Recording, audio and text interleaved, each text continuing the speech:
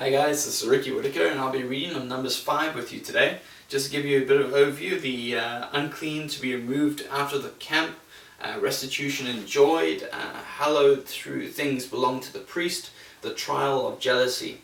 So let's get started in chapter 5. And the Lord spake unto Moses, saying, Command the children of Israel that they put out of the camp every leper and every one that hath an issue. And whosoever is defiled by the dead, both male and female, shall ye put out. Without the camp shall ye put them, that they defile not their camps, in the midst whereof I dwell. And the children of Israel did so, and put them out without the camp. As the Lord spake unto Moses, so did the children of Israel. And the Lord spake unto Moses, saying, Speak unto the children of Israel, when a man or woman shall commit any sin that men commit, to do a trespass against the Lord, and that person be guilty, then they shall confess their sins which they have done, and he shall recompense his trespass with principal thereof, and add unto it the fifth part thereof, and give it unto him against whom he hath trespassed. But if the man have no kinsman to recompense the trespass unto, let the trespass be recompensed unto the Lord, even to the priest, beside the ram of the atonement, whereby an atonement shall be made for him.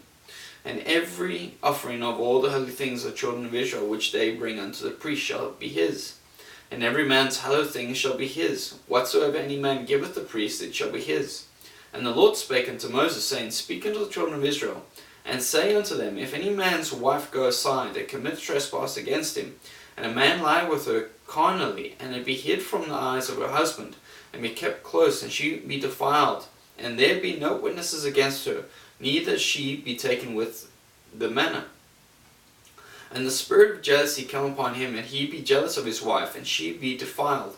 Or if the spirit of jealousy come upon him, and he be jealous of his wife, and she be not defiled, then shall the man bring his wife unto the priest, and he shall bring her offering for her, the 10th part of an ephah of barley meal.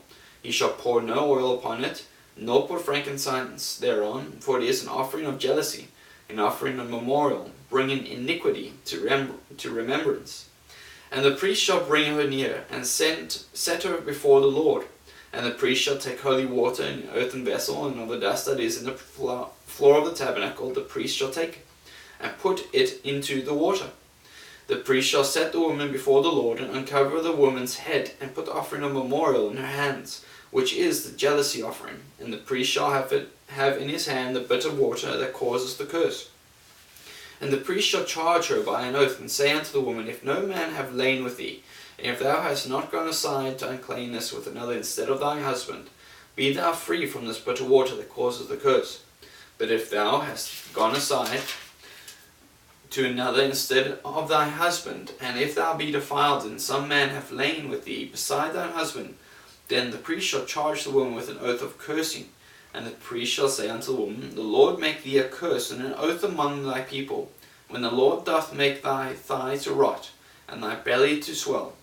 And this water that causeth the curse shall go into thy bowels, to make thy belly to swell, and thy thigh to rot.